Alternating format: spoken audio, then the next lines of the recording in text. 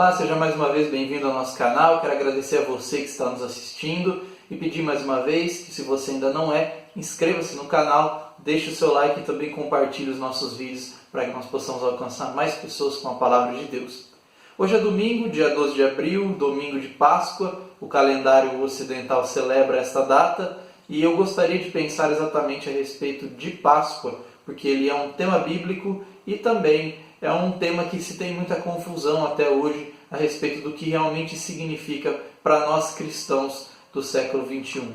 A Páscoa, o termo Páscoa, vem do Antigo Testamento, vem de uma palavra hebraica que significa passar sobre ou passar por cima. Um fato que aconteceu literalmente e historicamente ali no Egito do século XV, quando Deus enviou a 10ª praga para tirar o seu povo do Egito. Assim, a Páscoa é um evento histórico ordenado por Deus e repetido pelos judeus até hoje. No 14º dia do mês de Nissan, que aconteceu no dia 8 de abril desse ano, os judeus iniciam a Páscoa e essa festa tem duração de 8 dias, contando a Páscoa e também a festa dos pães sem fermento, que acontece no dia depois da Páscoa e dura 7 dias. Então, os judeus celebram a Páscoa até hoje da forma como Deus ordenou ali em Êxodo capítulo 12, quando Deus instituiu a Páscoa pela primeira vez. Mas a relevância da Páscoa para os cristãos do Novo Testamento, ela não acontece exatamente da forma como aconteceu e acontece até hoje com os judeus. A Páscoa para os cristãos, ela tem um significado, ela tem pelo menos duas conexões. Há uma conexão cronológica, porque quando nós lemos o Evangelho, nós entendemos que Jesus ele exerceu seu ministério durante 3 anos aproximadamente e a sua morte aconteceu exatamente durante a festa da Páscoa. Nós encontramos o Senhor Jesus celebrando a Páscoa numa quinta-feira à noite, sendo preso na madrugada, de quinta-feira para sexta-feira, sendo julgado durante toda essa madrugada e sendo crucificado na sexta-feira. Então, há uma conexão cronológica. E o cristianismo, principalmente o cristianismo histórico, católico romano, incorporou a Páscoa no seu calendário justamente para lembrar que o Senhor Jesus Cristo foi morto e também ressuscitou durante a festa da Páscoa. Então nós temos o que chamamos hoje, aqui no Ocidente, de a Semana da Paixão, que é celebrada exatamente a Páscoa no calendário ocidental. Então há essa conexão cronológica. E tudo isso realmente aconteceu, tudo isso é um fato. O Senhor Jesus realmente ele existiu historicamente, ele cumpriu seu ministério historicamente, tudo aquilo que a Bíblia, tudo aquilo que os evangelhos falam a respeito dele realmente aconteceu, e nós também temos a morte e a ressurreição de Cristo como um fato histórico, um fato comprovado pelas Escrituras. Veja o que Paulo diz, por exemplo, na sua primeira carta aos Coríntios, capítulo 5, versículos 3 a 8. Ele diz: antes de tudo, vos entreguei o que também recebi, que Cristo morreu pelos nossos pecados, segundo as Escrituras, e que foi sepultado e ressuscitou ao 3º dia, segundo as Escrituras, e apareceu a Cefas, depois aos 12. Depois foi visto por mais de 500 irmãos de uma só vez, dos quais a maioria vive até agora, porém alguns já dormem. Depois foi visto por Tiago, mais tarde por todos os apóstolos, e afinal, depois de todos, foi visto também por mim, como por um nascido fora de tempo. Note que Paulo está falando das Escrituras aqui. Ele não está falando das Escrituras dos Evangelhos, porque quando Paulo escreve a primeira carta aos Coríntios, nós não tínhamos ainda nenhum dos Evangelhos na sua forma final. As Escrituras às quais Paulo se refere aqui são o Antigo Testamento, ou seja, Cristo veio e cumpriu exatamente tudo aquilo que o Antigo Testamento dizia a seu respeito. O Antigo Testamento dizia que Cristo morreria pelos nossos pecados. O Antigo Testamento dizia que Jesus morreria e seria sepultado também, que ele seria também ressuscitado ao 3º dia. Então tudo isso se cumpriu literalmente na pessoa de Cristo.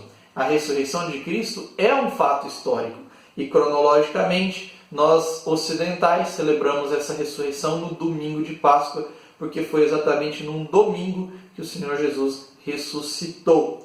Mas além da ligação, da conexão cronológica, há uma conexão teológica. E essa é a conexão mais importante que o Novo Testamento faz em relação à Páscoa dos judeus e à Páscoa dos cristãos. E é a respeito dessa conexão que eu quero meditar nesse nosso tempo. O Novo Testamento faz uma série de referências a Cristo como sendo o Cordeiro de Deus, ao seu sacrifício como sendo o sacrifício que nos libertou da escravidão dos pecados. E Paulo também fala de Cristo como sendo o nosso Cordeiro de Páscoa. Há uma relação muito interessante entre promessas do Antigo Testamento e o cumprimento dessas promessas no Novo Testamento. E a Páscoa também faz parte dessa relação entre promessa e cumprimento. Assim, há uma relação muito profunda entre a Páscoa dos judeus e a obra de Jesus na cruz. Então, a Páscoa é o momento de refletir a respeito da obra de Cristo. Para aqueles que são salvos, é o momento de pensar em Cristo como o nosso Cordeiro Pascual, né? O nosso Cordeiro de Páscoa, aquele que por meio da sua obra nos salvou. E para pensar a respeito disso, então, nós vamos ler o texto que Paulo escreve aos Coríntios na sua primeira carta, capítulo 5, versículos 6 a 8. E o texto nos diz o seguinte: o orgulho de vocês não é bom. Vocês não sabem que um pouco de fermento faz toda a massa ficar fermentada? Livrem-se do fermento velho, para que sejam massa nova e sem fermento, como realmente são. Pois Cristo, nosso Cordeiro Pascal, foi sacrificado. Por isso, celebremos a festa, não com o fermento velho, nem com o fermento da maldade e da perversidade, mas com os pães sem fermento da sinceridade e da verdade. A primeira carta de Paulo aos Coríntios, ela foi escrita para combater vários erros, vários problemas doutrinários e também vários desvios morais que estavam acontecendo naquela igreja. Havia casos gravíssimos acontecendo ali. E quando Paulo escreve os capítulos 5 e 6, ele está combatendo a imoralidade. No início do capítulo 5, ele descreve um caso de moralidade explícita que estava acontecendo e não estava sendo tratado ou disciplinado por aqueles cristãos de Corinto. Assim, depois de dar a sentença do que deveria ser feito com a pessoa que estava cometendo essa imoralidade, Paulo passa a usar a figura da Páscoa para ilustrar um ponto central. E o ponto de Paulo aqui é: todo cristão, todo salvo por Cristo, precisa andar em santidade. Paulo usa a expressão e a figura da Páscoa para mostrar a necessidade de que nós temos em Cristo de ser santos. Então, o grande simbolismo aqui da Páscoa é ilustrado por Paulo nesse ponto. Assim, no Novo Testamento, o principal significado da Páscoa é a libertação dos pecados que nós recebemos através da obra de Cristo. E a sua principal aplicação para nós cristãos é a nova vida em Cristo, refletida num caráter santo, refletida em santidade. E nós encontramos pelo menos 3 grandes lições que Paulo nos dá aqui nesses versículos. A primeira delas está no versículo 6, e é: a falta de santidade corrompe a igreja. Veja a conclusão de Paulo no início do versículo 6. Ele diz que os coríntios eram orgulhosos. E essa conclusão veio desde o capítulo 4 da carta aos Coríntios.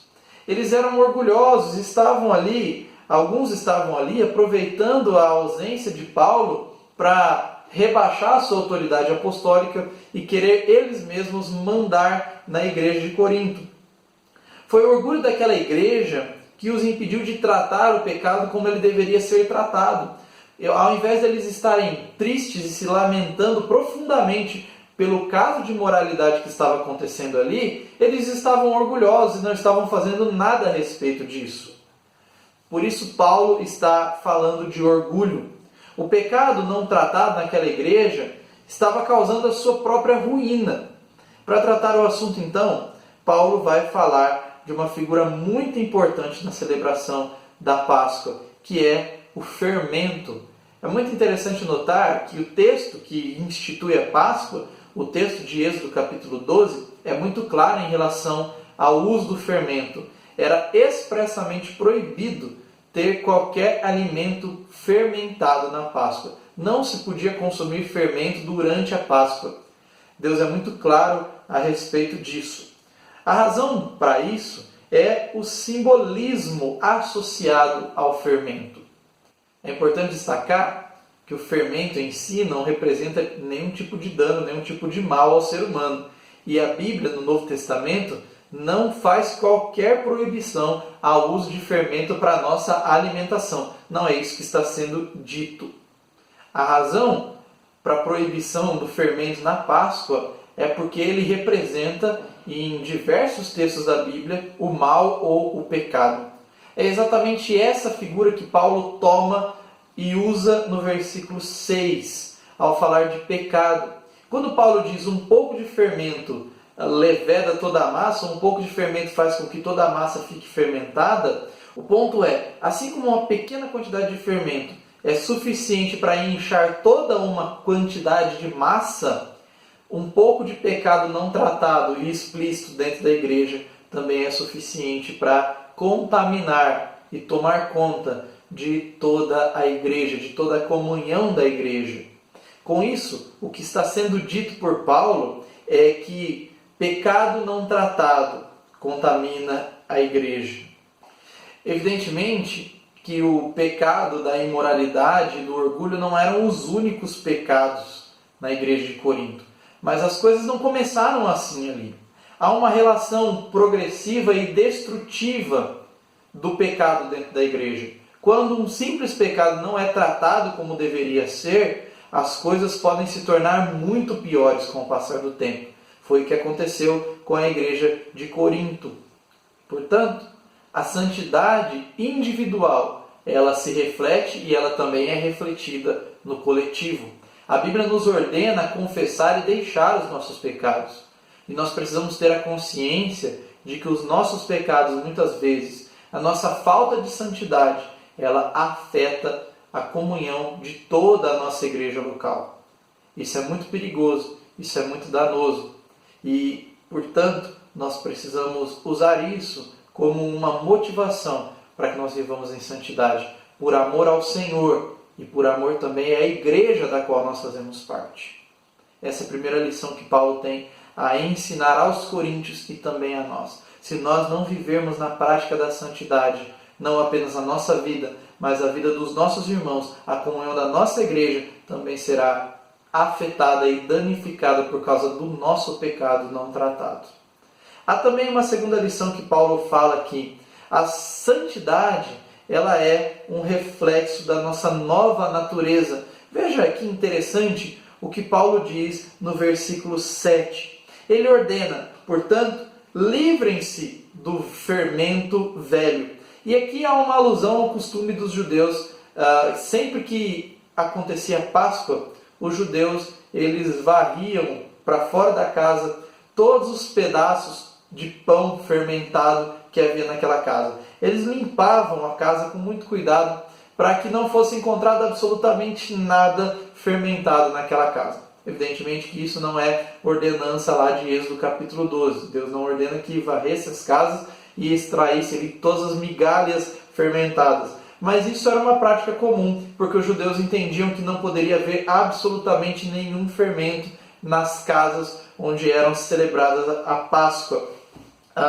Assim, eles limpavam qualquer pedacinho de fermento que ali houvesse. Paulo toma esse fato como figura para ordenar a igreja também livrar-se de todo fermento, ou seja, livrar-se de todo pecado. Esse é o simbolismo aqui. Todas as migalhas, todos os restos de pecado devem ser varridos para fora da nossa vida. É esse o simbolismo que Paulo usa. Em seguida, o apóstolo vai afirmar o propósito para a santidade e depois vai afirmar também a razão para a santidade. E qual é o propósito? O propósito também é dito no versículo 7, para que sejamos massa nova e sem fermento, ou seja, ter uma vida limpa, ter uma vida íntegra, como realmente deve ser a vida de todo cristão. Quando nós cremos em Cristo, nós somos justificados e também somos santificados, declarados santos. Deus nos declara santos. E embora nós ainda vivamos aqui no mundo com a presença da nossa velha natureza e, portanto, muitas vezes caiamos no pecado, o pecado não deve ser uma prática constante nas nossas vidas. O pecado não deve caracterizar o nosso procedimento. O propósito das nossas vidas como salvos é ser santos, é ter uma vida íntegra diante de Deus, ser massa nova e sem fermento, porque é isso que Deus quer fazer de nós. Deus nos santifica, Deus nos justifica, Deus nos declara santos. Portanto, nós devemos viver uma vida de acordo com aquilo que Deus está fazendo em nós. Mas há também a razão para ser santos, e essa razão é muito forte, é muito profunda no texto. Paulo diz, porque Cristo, o nosso Cordeiro de Páscoa, foi sacrificado. Veja que há um simbolismo muito profundo em relação à Páscoa. Porque lá no Egito do século XV, dos dias de Moisés, a Páscoa está intimamente associada à 10ª praga. Deus enviou a 10ª praga. E quando Deus enviou essa 10ª praga, milhares de egípcios morreram. Milhares de primogênitos foram mortos ali naquela ocasião. Só não foi morto quem cumpriu os requisitos da Páscoa. Para que os primogênitos de cada casa sobrevivessem, a ordem era muito clara. Deveria ser morto um cordeiro sem defeito. O seu sangue deveria ser colocado nos batentes das portas. E somente dessa forma, os primogênitos que morassem naquela casa seriam livres da morte. A regra, a ilustração era muito clara. Para que um primogênito fosse livre da morte e sobrevivesse, um cordeiro deveria morrer. Se o cordeiro não morresse, o filho mais velho não sobreviveria. Paulo está tomando essa figura para falar de algo muito mais profundo, que é o sacrifício de Cristo por nós. A Bíblia é muito clara para dizer que o salário do pecado é a morte. Por isso, todos os homens e as mulheres, todos aqueles que nascem nesse mundo e estão sem Cristo, estão condenados à morte, a morte eterna, a perdição, a condenação pelos pecados. E isso é justo, porque nós somos pecadores e nós vamos receber aquilo que os nossos pecados merecem. Mas quando nós cremos em Cristo, nós somos livres da morte. Quando nós cremos em Cristo, nós somos livres dessa condenação. Nós passamos da morte eterna para a vida eterna. E como isso acontece? Acontece porque Cristo tomou o nosso lugar e pagou o preço dos nossos pecados. O salário do pecado continua sendo a morte. Para aqueles que não creem em Cristo, a própria morte deles. Mas para aqueles que creem em Cristo, o salário pago foi a morte do próprio Cristo. O Cordeiro de Deus, que tira o pecado do mundo, como João Batista diz lá em João 1,29, o Cordeiro de Deus, Jesus Cristo, Cordeiro perfeito, sem mancha, sem mácula, sem defeito algum, foi entregue na cruz, morreu na cruz, porque se ele não morresse, nós também não poderíamos viver. A nossa vida, ela só é possível porque Cristo morreu por nós. Quando Paulo diz, porque Cristo, nosso Cordeiro de Páscoa, foi sacrificado, ele está apontando para a razão pela santidade. E se Cristo, se a morte de Cristo na cruz não for a maior razão para nós vivermos uma vida santa, nada mais poderá ser. A morte de Cristo é a grande, a principal, é a mais profunda razão para que nós vivamos uma vida santa. A nossa salvação custou a vida do Cordeiro bendito de Deus. Por fim, a terceira verdade que Paulo nos apresenta nesse texto é, na verdade, uma conclusão das outras duas. Paulo ordena no versículo 8, celebremos a festa. Isso não é uma ordem literal para nós cristãos do Novo Testamento. Paulo não está mandando que nós celebremos a Páscoa exatamente como os judeus celebravam. Não é isso que está em jogo. Mas é uma figura de linguagem para mostrar algo muito mais importante. Israel tinha o símbolo daquilo que viria a acontecer realmente muitos anos, muitos séculos depois. Nós hoje temos a realidade, nós temos o cumprimento da promessa que Israel tinha. Cristo cumpriu a Páscoa de uma forma muito mais abrangente e muito mais poderosa. Os judeus deveriam repetir a celebração da Páscoa anualmente para se lembrar de quem eles eram, para se lembrar do que Deus tinha feito por eles, para se lembrar do que eles deveriam fazer agora como povo de Deus. Então a Páscoa era um memorial para os judeus, para que eles pudessem olhar para toda a sua história, toda a redenção, todo o favor de Deus e a partir disso colocar em prática a vida que Deus ordenou que eles vivessem. Esse era o grande propósito da Páscoa ser repetida pelos judeus anualmente. Da mesma forma, pensar na obra e no sacrifício de Jesus por nós deve nos lembrar de quem nós somos em Cristo. E lembrando quem nós somos em Cristo, deve nos alertar para que nós vivamos vidas de conformidade com aquilo que Cristo fez por nós. Nos despertar para a necessidade de vivermos de acordo com a nova natureza que nós recebemos em Cristo. No Novo Testamento, a Páscoa foi cumprida na pessoa e na obra de Cristo. E foi substituída pela ceia do Senhor, que é a ocasião em que nós nos reunimos como igreja para justamente lembrar do sacrifício da obra de Cristo em nosso favor. Quando Paulo ordena que nós celebremos a festa sem o fermento velho, ele está ordenando que nós devemos praticar dia após dia a santidade, não andando de acordo com a velha natureza, não praticando a maldade e a perversidade, mas vivendo com sinceridade e verdade, não na prática do pecado, mas na prática da vida santa, da vida íntegra. Quando Paulo ordena que nós celebremos a festa sem o fermento velho, é isso que ele está dizendo, que nós devemos viver, nós devemos praticar a santidade em nossas vidas dia após dia, não apenas num momento do ano, não apenas em um momento da semana, mas todos os dias. A santidade, então, precisa ser prática para nós. A santidade precisa ser realidade nas nossas vidas. Isso não significa santidade absoluta. Isso não significa que nós nunca mais vamos pecar. Nós vamos pecar porque nós temos ainda a velha natureza presente em nossas vidas. Mas o pecado não deve ser uma característica de nós. O pecado não deve ser uma prática constante. A palavra de Deus afirma que todo aquele que é nascido de Deus não vive pecando, não vive na prática constante dos mesmos pecados, recorrendo sempre aos mesmos pecados. Pelo contrário, a palavra de Deus afirma que aquele que confessa e deixa os seus pecados alcançará a misericórdia. Nós somos ordenados a viver em santidade, viver buscando santidade. O pecado vai ser um acidente em nossas vidas, mas a nossa maior característica deve ser uma busca séria, constante, na prática diária de santidade. Então, quando Paulo ordena, celebremos a festa, ele está mandando que nós coloquemos em prática uma vida santa e íntegra diante do nosso Deus.